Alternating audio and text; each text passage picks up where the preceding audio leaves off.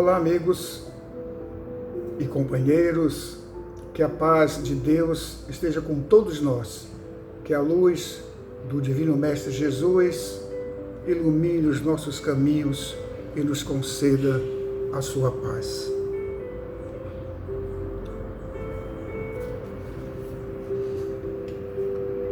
Vamos conversar hoje a respeito do acúmulo de coisas. Prefiro não acumular. Recentemente li numa revista dessas que trabalham com viagens aéreas, e numa dessas revistas eu notei que um dos artigos publicados, aquela pessoa que escreveu esse artigo falava o seguinte como tema do artigo: eu prefiro acumular. Então, nessa expressão me chamou a atenção do prefere acumular. Mas o que seria esse assunto propriamente dito? Claro, ela estava falando desses programas de acúmulo de milhagens para viagens, etc. E segundo a sua concepção, quanto mais acumular, melhor para obter maiores benefícios. Mas esse não é o nosso tema sobre essas questões, mas apenas a expressão acumular. Prefiro acumular. E nós diríamos, prefiro não acumular. Há uma patologia classificada pela psicologia como transtorno de acumulação compulsiva, no que se refere a pessoas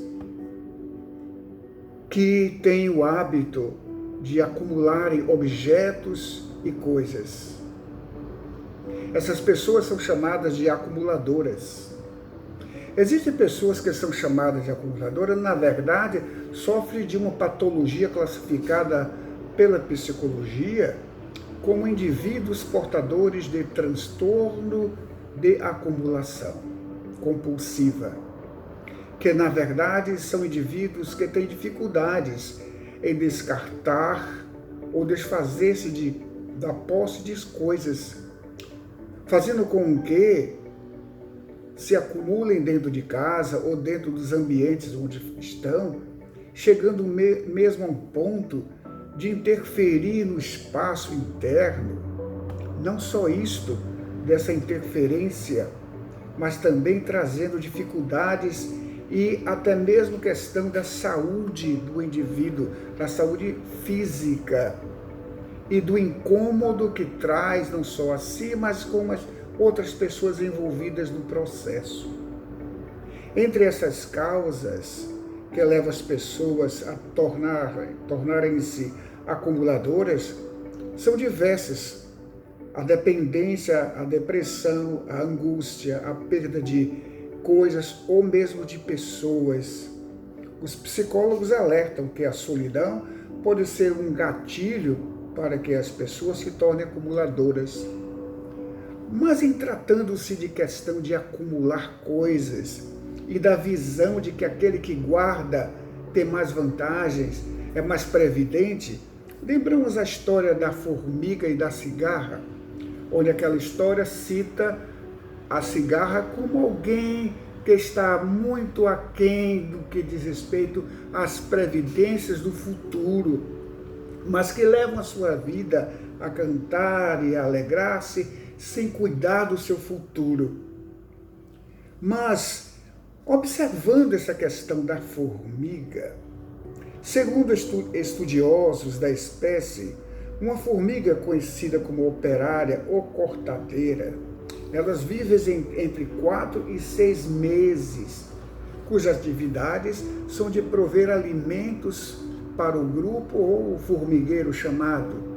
Mas já a cigarra, que é tida como imprevidente, conforme estudiosos desta espécie, elas vivem debaixo da terra e se alimentam das seivas das raízes das árvores, e lá permanecem entre 1 a 17 anos.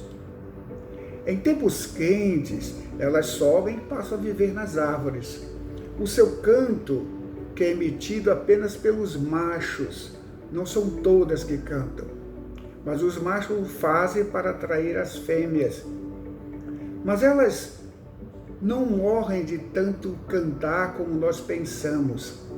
Elas simplesmente deixam aquela casca, que é uma espécie de esqueleto externo, para mudar de mais uma vez, e o seu tamanho vai aumentando, ela precisa de mais espaço interior na sua carcaça.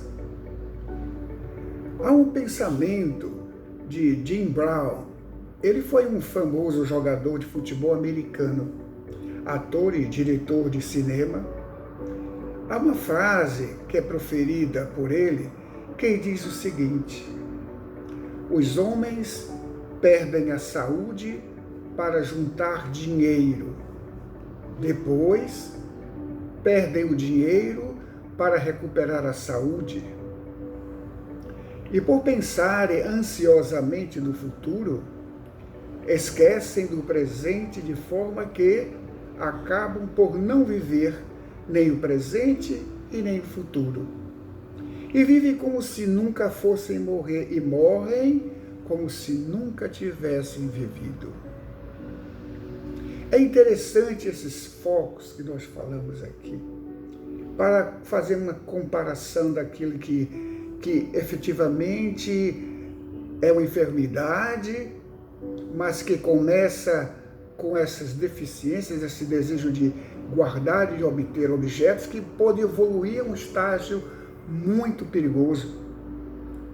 No que diz respeito a essa fábula, não quer dizer necessariamente que a cigarra seja um animal, né? Um inseto que simplesmente vive a cantar e sua vida seria curta. Não é verdade. O pensamento de Jim Brown nos fala a respeito também dessas questões de guardar coisas, de viver preocupados com o futuro de tal forma que negligenciamos cada vez mais com as questões até mesmo da nossa saúde e do nosso lazer. O desejo de acumular, de ter mais e juntar coisas, não como uma patologia semelhante ao acumulador, mas aquela ansiedade de ter as coisas. Quanto mais tem, mais procura. E por fim, às vezes nos envolvemos de tal forma que até comprometemos a nossa saúde. Mas no Evangelho de São Mateus, no capítulo 6, versículos 19 a 21, falando aos seus discípulos, Jesus diz o seguinte: não ajunteis tesouros na terra, onde a traça e a ferrugem tudo consomem, e onde os ladrões minam e roubam. Mas juntai tesouros no céu, onde nem a traça e a ferrugem consomem, e onde os ladrões não minam e nem roubam. E aí está a chave principal dessa frase, quando ele diz: porque onde estiver o vosso coração, aí está também o vosso tesouro. Os exemplos citados têm como objetivo de despertar as nossas consciências para o desapego das coisas materiais e a nossa libertação delas, tendo como consciência de que o caminho sálvico é, acima de tudo, um processo moral, onde os vícios, prazeres, buscas pelas riquezas devem ser vencidos. Então, meus queridos, queremos deixar aí essa mensagem daquilo que Jesus nos fala de juntar o tesouro nos céus. Nós, quando desencarnamos, tudo aquilo que nós conquistamos em termos materiais ficam por aqui e são divididos pelas pessoas que nos precedem. E nós não levamos absolutamente nada ao mundo superior, porque lá no mundo superior, no mundo da verdade, as coisas materiais não chegam, elas são daqui. Mas o que nós levamos, como Jesus quer nos falar, são as nossas virtudes morais.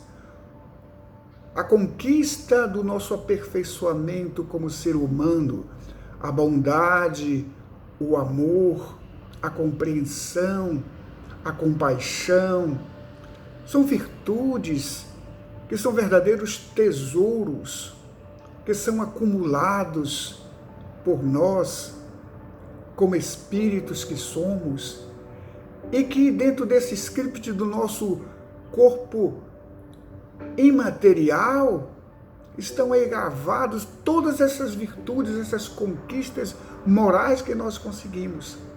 É claro que é importante também que nós temos que lutar pela nossa sobrevivência, mas lembrando, sem o apego, sem o desejo da conquista a todo custo, sem humilhar, sem engrandecer-se, sem se deixar levar pela vaidade nem pelo orgulho, mas cultivando as virtudes do Espírito, do eu superior, que é o eu do Espírito.